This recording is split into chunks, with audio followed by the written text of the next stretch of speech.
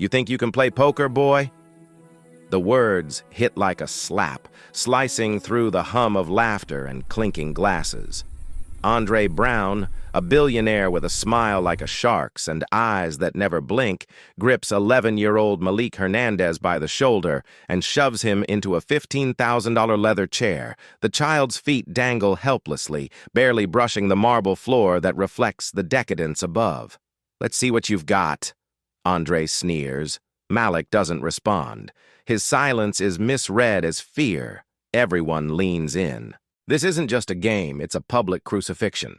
Around the penthouse, Manhattan's elite sip century-old scotch and nudge each other with their elbows. Phones rise, recordings begin. The smell of cigar smoke and supremacy fills the air. On one hand, Andre announces to the crowd, "Him versus me. If, by some miracle, he wins, I'll write a blank check for any school he wants." He turns toward the kitchen. Angela Hernandez, still wearing her apron, stands frozen behind a tray of champagne. 4 years of spotless service hang by a thread. "And if I win," he continues, louder now, "she's gone. Bags packed. Out tonight." The guests laugh, some awkwardly, while others laugh with genuine delight. Malik flinches as Andre flicks poker chips at his face. One hits his cheek. Red mark. More laughter. Andre leans in close, his cologne thick, his voice cold. "Let's show these good people why you and your kind belong in the kitchen, not at the table." A camera flash blinds Malik for a second. He blinks, silent, still. But something in his eyes shifts. He doesn't fidget, doesn't speak, just watches. What they think is a lamb being led to slaughter is something else entirely. They've made a mistake, a massive one. They assume this child is here to be broken. They don't know he's been studying this room for years. They don't know that behind those wide brown eyes is a memory that doesn't forget, a mind sharpened by necessity and hardened by silence. And they're about to find out, because what's coming isn't just a game of cards, it's a dismantling. And the person they thought was here to entertain them, he's already won. You don't see it yet, but you will. 40 floors above Manhattan, the city noise fades beneath bulletproof glass and oppressive luxury. Andre Brown's penthouse spans 9,000 square feet of refined power. Every inch of the space screams excess, black marble floors polished to a mirror finish, crystal chandeliers the size of compact cars, walls adorned with abstract art that cost more than the average salary. But what truly defines the room is control. Everything is curated. Every chair is positioned to remind guests of their place, every spotlight angled to illuminate Andre's seat at the center. He doesn't just own this apartment. He owns it. He owns the atmosphere, the conversations, the oxygen. Tonight, his living room has been transformed into a private casino. 3 felt-topped poker tables gleam beneath low-hanging lighting. A pair of automatic card shufflers hum rhythmically in the background. The air smells like old money, aged scotch, designer cologne, and the kind of Cuban cigars that can't be legally sold. The entry fee tonight? $10,000, supposedly for youth education charities, but everyone knows most of it will end up funding another elite prep school already overflowing with privilege. Andre stands at the center like a lion among house cats. At 53, his presence is sculpted perfection. Hand-tailored European suit, shoes that cost more than tuition, and a watch from a Swiss brand so exclusive it doesn't advertise. He made billions in fintech, but his soul comes from something older, the unshakable belief that wealth equals superiority. His poker guests know the truth. They don't come here to win, they come to orbit him. They come to bask in the illusion of proximity to genius, but that illusion is a dangerous one, because beneath Andre's carefully trimmed exterior lies something far more ruthless. He plays poker not to gamble, but to dominate, to humiliate, to remind everyone who they're not. Tonight was supposed to be another quiet reminder of his power. But something in the room feels off. Even he can feel it. Like the static charge before a lightning strike. And while most of the crowd mistakes his silence for strategic mystique, Those closest to him know better. Andre Brown doesn't just want to win. He wants obedience, admiration, fear. He built his empire not just with intelligence, but with intimidation masked as charm. He tears down rivals with a smile and silences enemies. On his poker nights, he plays with lives like they're chips, deciding futures between flops and rivers. The room reflects him. Cold, calculated, deceptively beautiful. Tonight, his opponents are CEOs, politicians, and philanthropists. But they play with trembling hands and folded hearts. Even Jamal Rivera, the dealer hired for his unmatched professionalism, knows better than to win too much.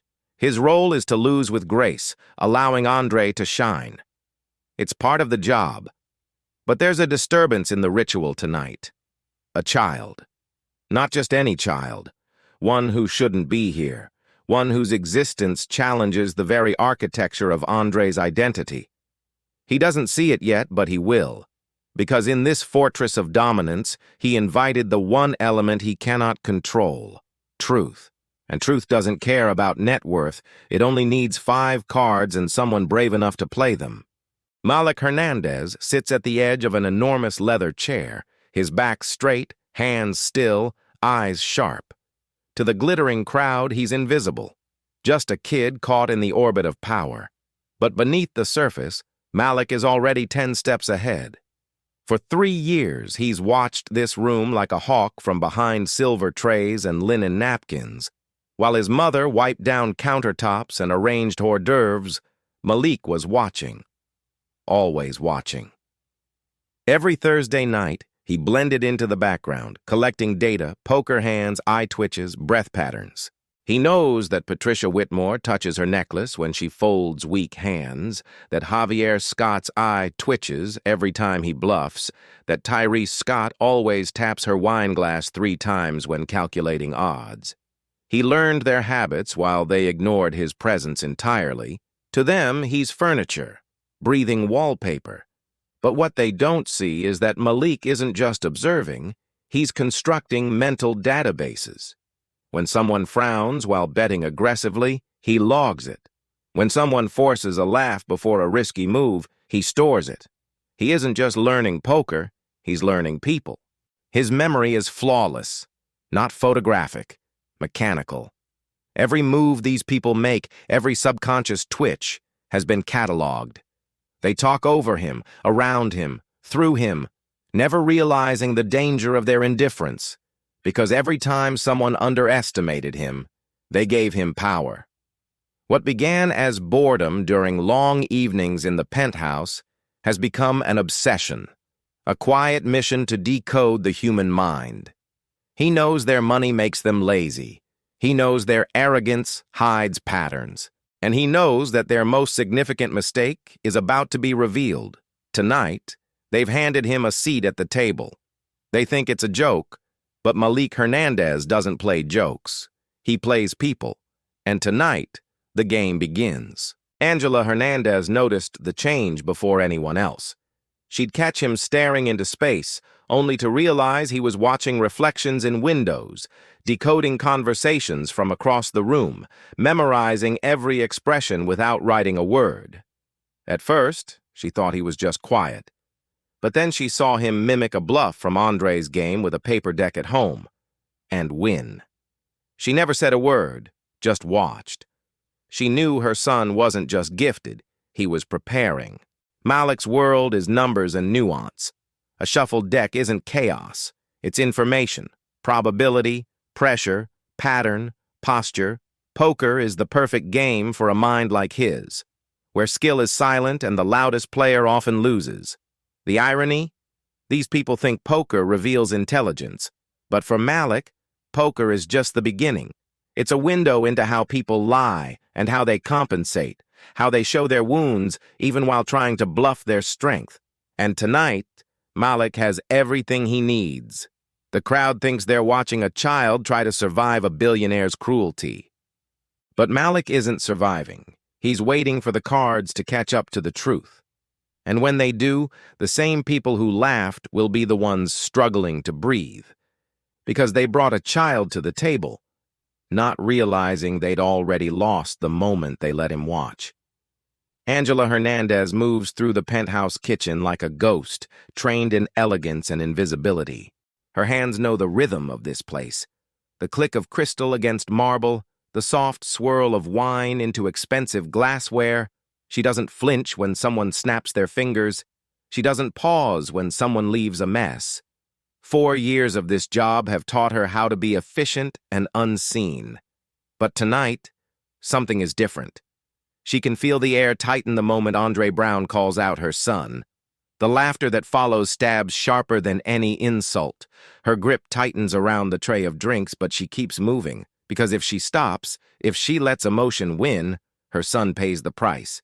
Angela's life has been built on sacrifice. She gave up her college scholarship after getting pregnant, worked 2 jobs through Malik's infancy, endured landlords who looked through her like glass, nights filled with secondhand smoke and bleach-soaked rags.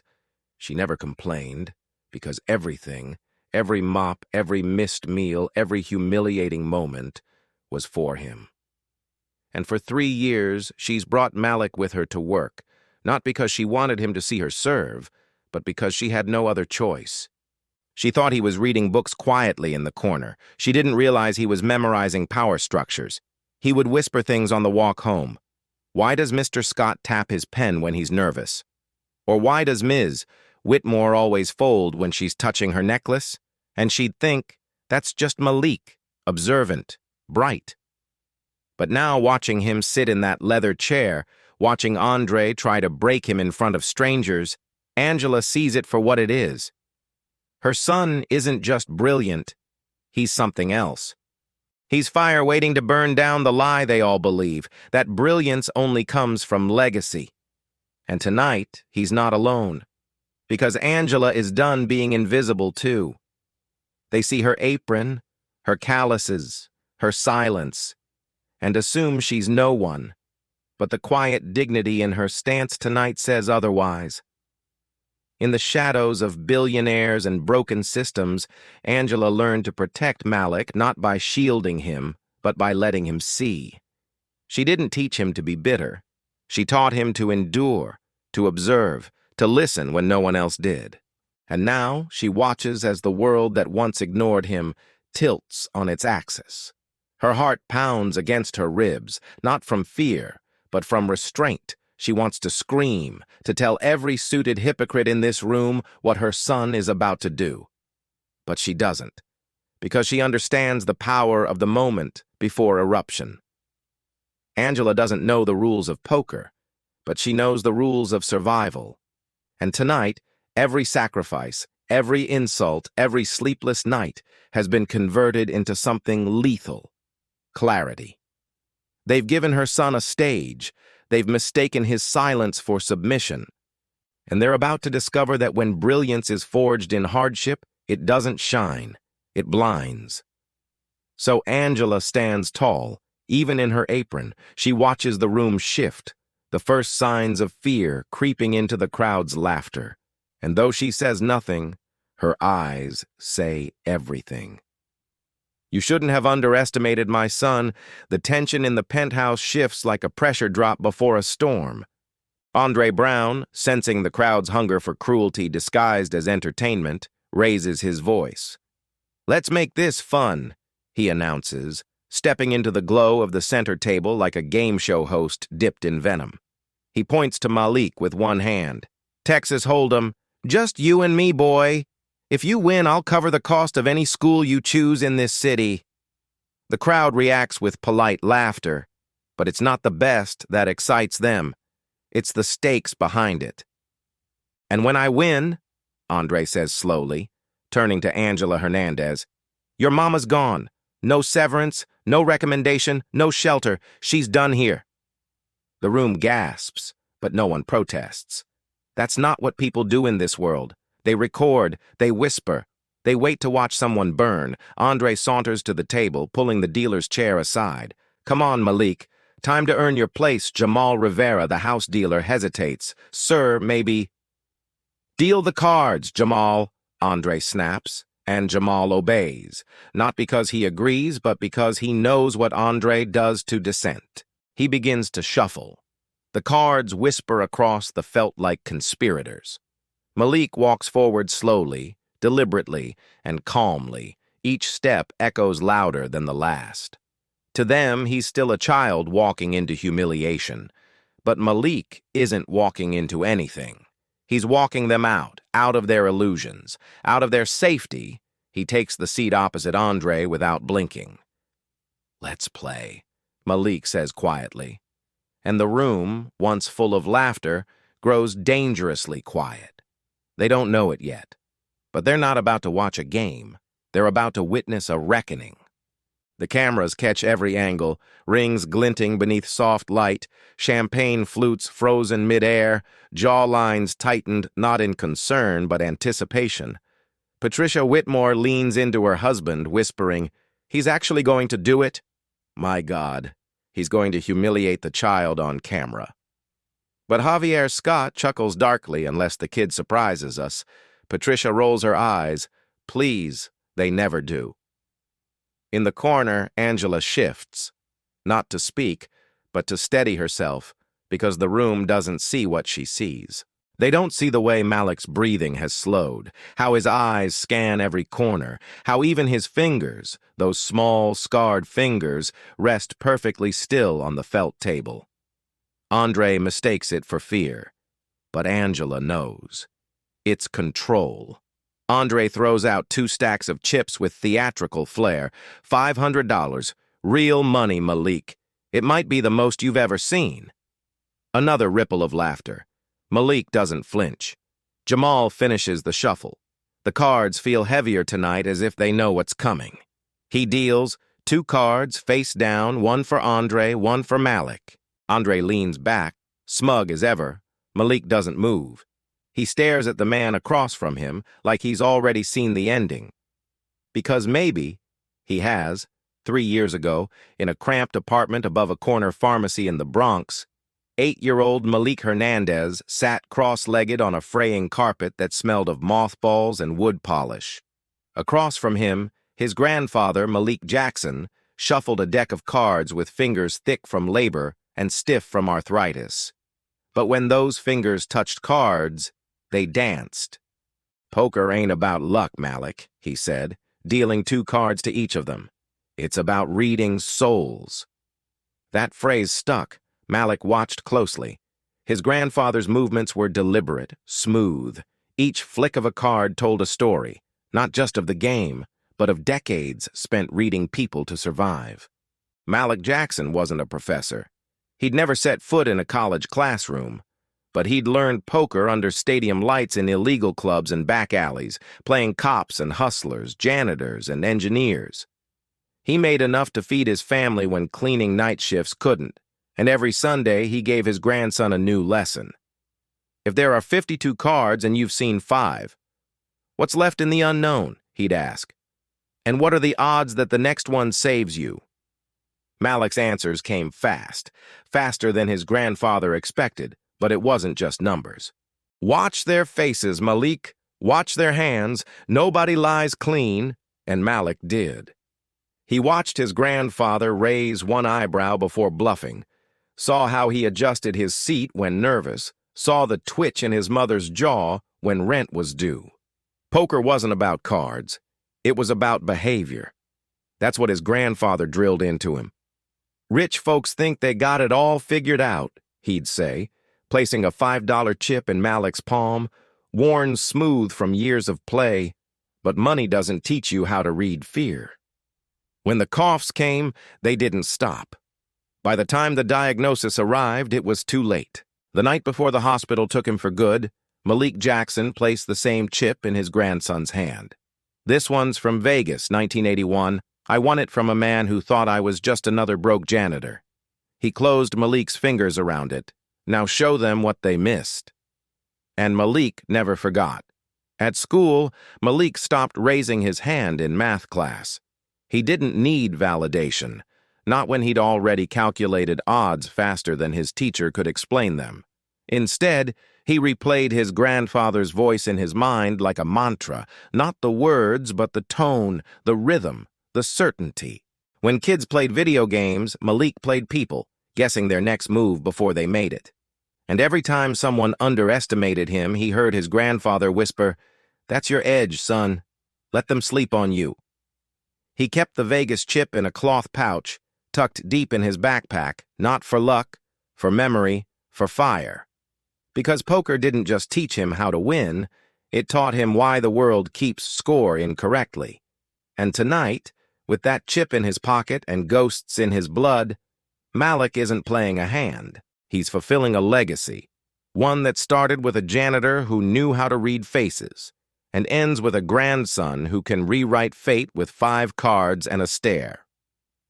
By day, Malik Hernandez was a quiet student, dressed in average clothes, and gave polite nods.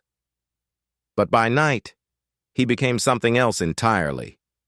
While Angela cleaned offices across Manhattan's skyline, Malik huddled in the farthest corner of the public library, eyes glowing in the screen's light. No TikTok, no games, just poker, always poker. He devoured every strategy guide he could find, Doyle Brunson, Harrington, Sklansky.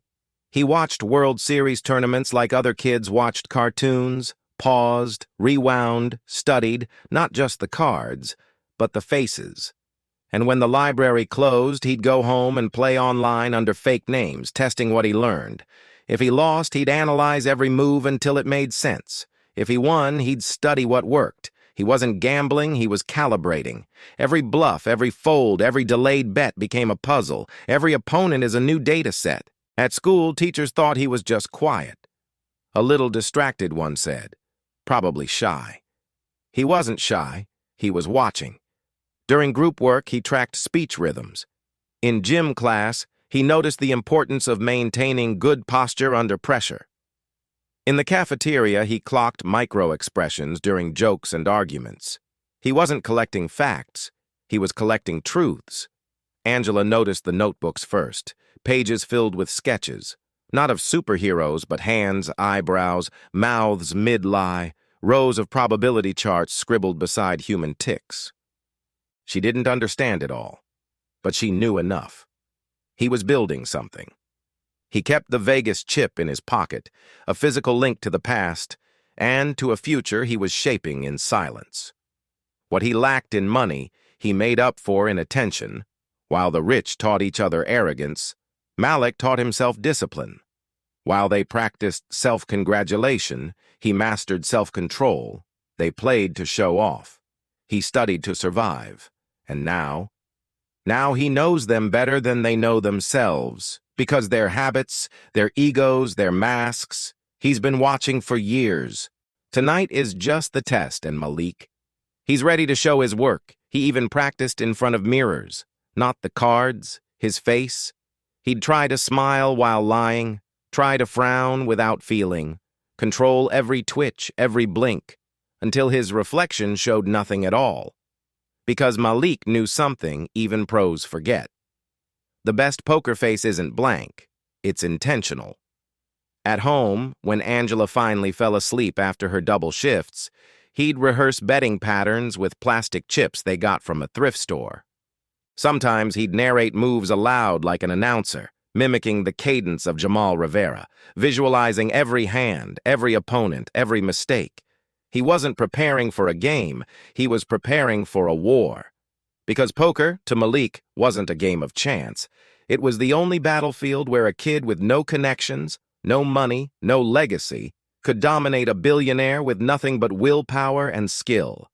And tonight, the lights are on, the cameras are rolling, Malik isn't nervous. He's home, Jamal Rivera burns 1 card, then deals 2 face down.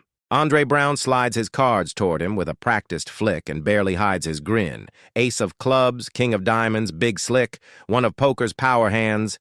He leans back, lacing his fingers behind his head like a man already counting his win. To him, this is just theater. He doesn't know he's already out of his depth. Malik glances at his cards. 7 of spades, 8 of spades, suited connectors, potential hidden in plain sight. He blinks once. No expression. His hands remain still. To the untrained eye, this is a boy holding average cards, but Malik is already calculating.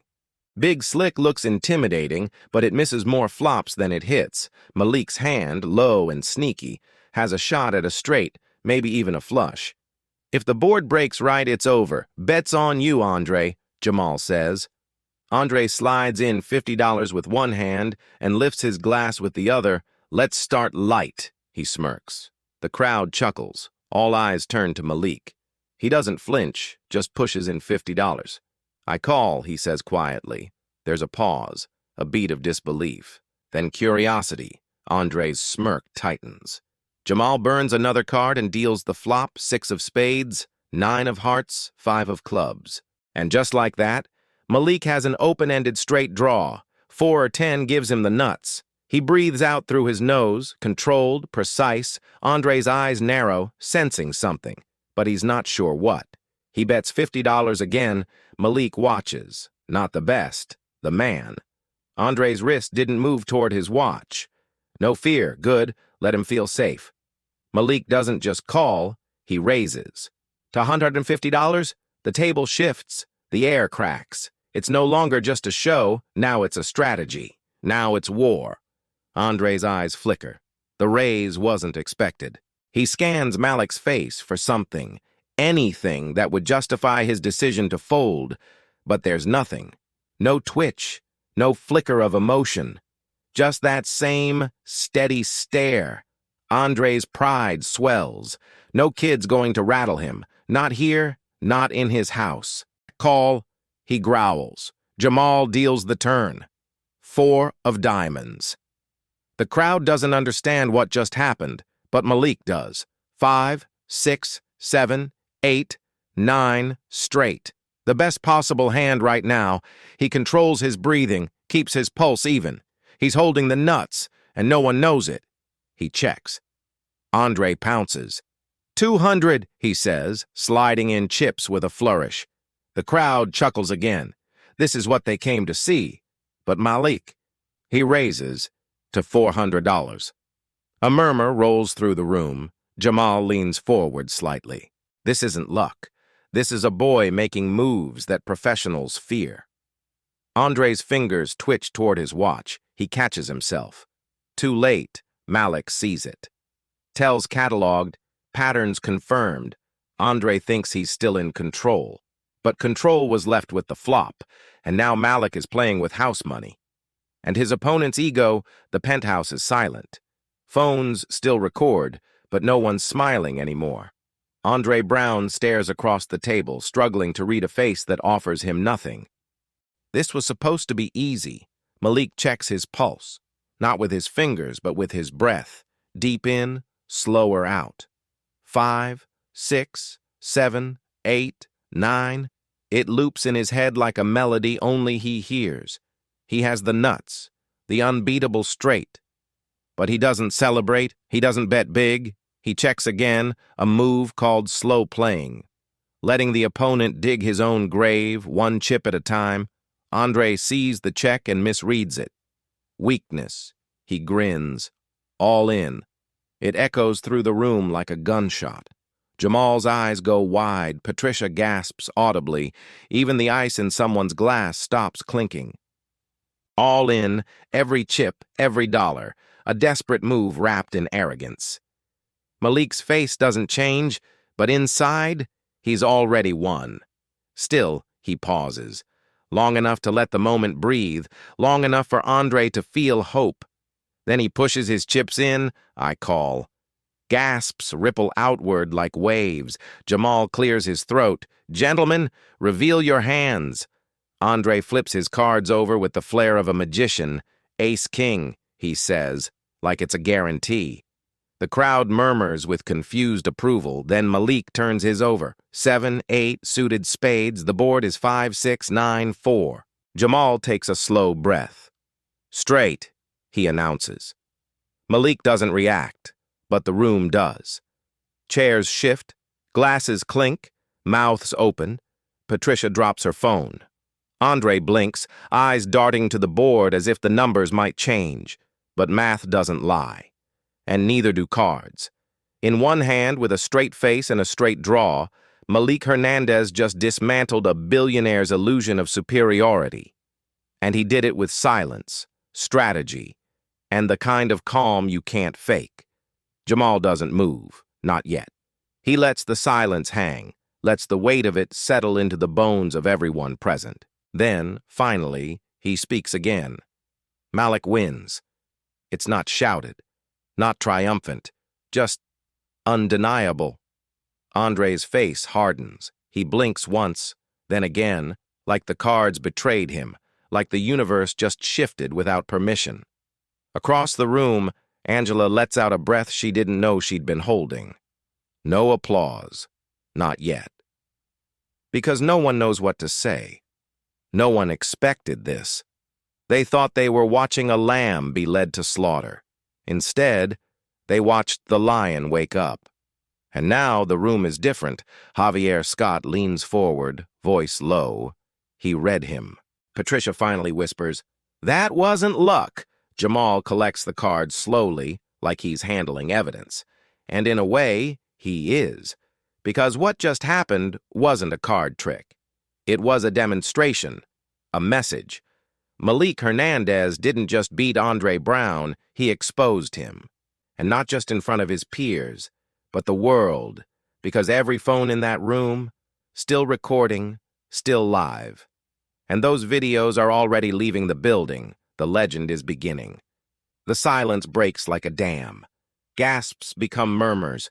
Murmurs become whispers. Whispers evolve into a stunned collective realization. The elite of Manhattan, donors, CEOs, legacy millionaires, sit frozen, faces flushed with something they rarely feel, humility. He played him. Someone breathes. No one knows who said it. Maybe Patricia, maybe the man with the hedge fund and the permanent tan. But it doesn't matter, because they all know it's true. Andre Brown, the man who's never lost anything but his temper, has just been outmaneuvered by a janitor's grandson, a boy, 11. In the back, Angela Hernandez sets down the glass she was cleaning with deliberate care. Her hands, so used to being invisible, are trembling, not with fear, with pride. Pure, radiant, uncontainable pride.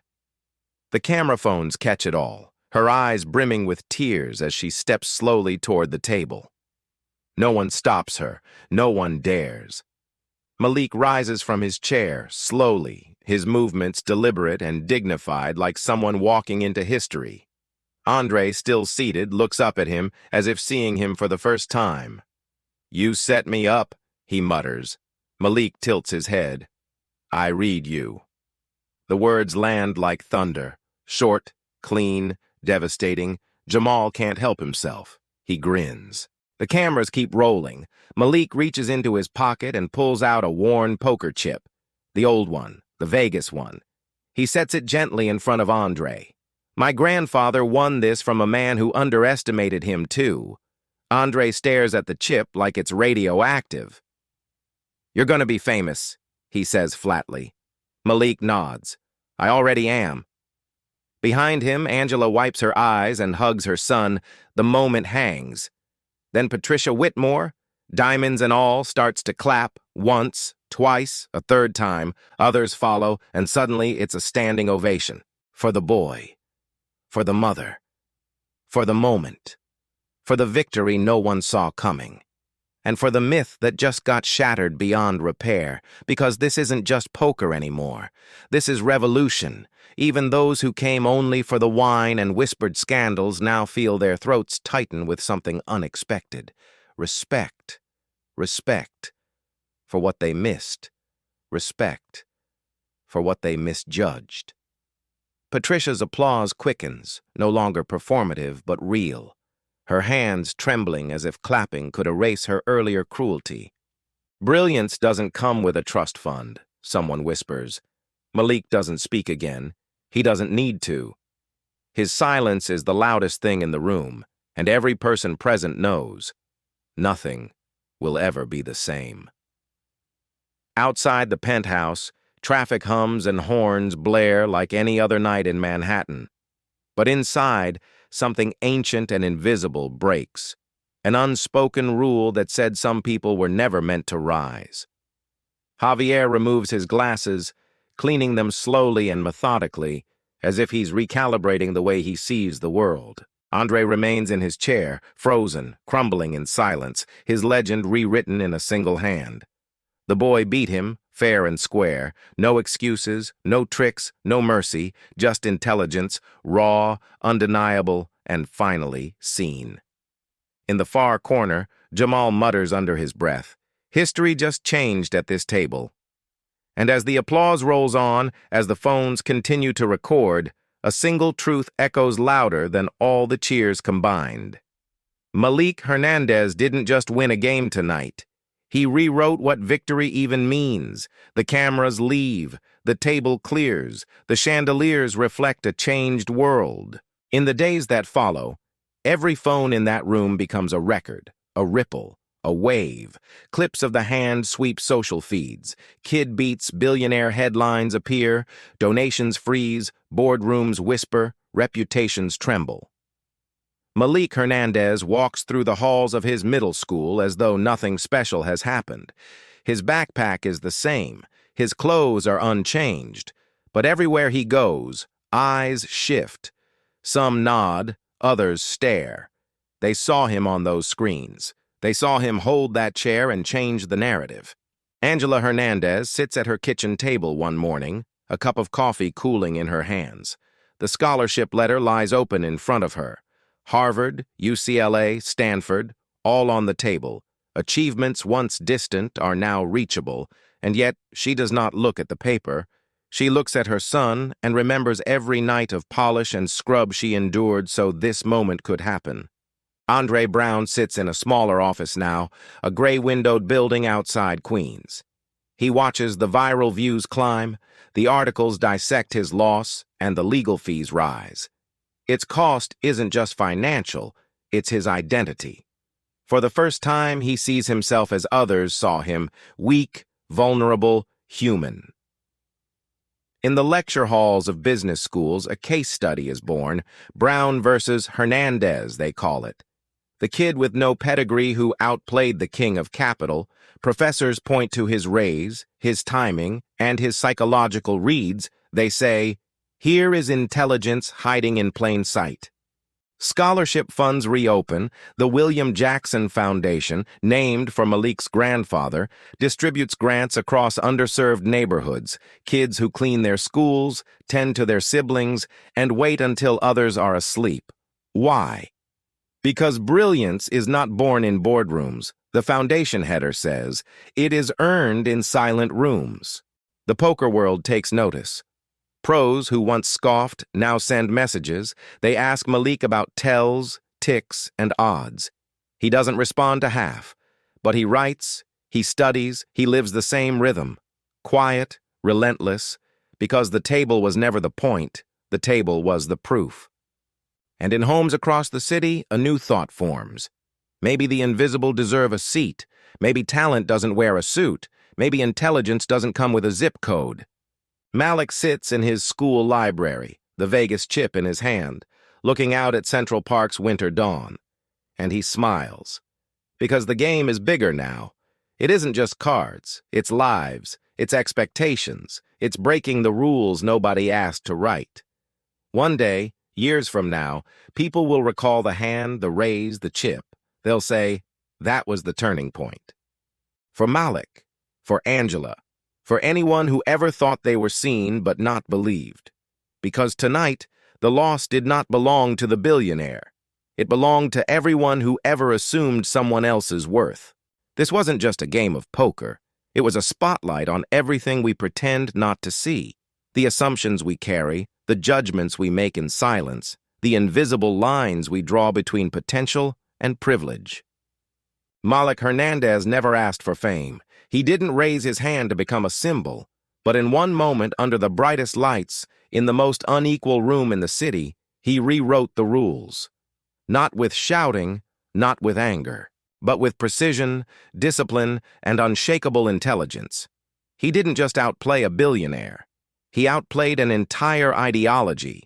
He exposed the idea that wealth equals wisdom, that background defines brilliance, and in doing so, he gave every overlooked child, every underestimated parent, every silent observer a reason to believe. Your mind matters. No matter where you were born, no matter who tries to define you, no matter what the world assumes about you, because in the silence of observation, in the grind of quiet preparation, genius grows. It waits. It learns. It adapts. And when the time comes, it steps forward, takes a seat at the table, and changes everything. So here's what you need to remember. Never underestimate the quiet ones. Never mistake circumstance for capability, and never ever assume you've figured out someone's worth based on what they wear, where they work, or how they speak. If you've ever been doubted, if you've ever been laughed at, if you've ever been told to know your place, this story is for you. And if you believe we need more stories that shatter stereotypes, amplify hidden genius, and rewrite the rules of respect, then subscribe to our channel. Please share it with someone who needs to remind themselves of their capabilities. Because the world doesn't need more billionaires pretending to be brilliant. It needs to be finally seen as brilliant. The game isn't over, it's just getting interesting.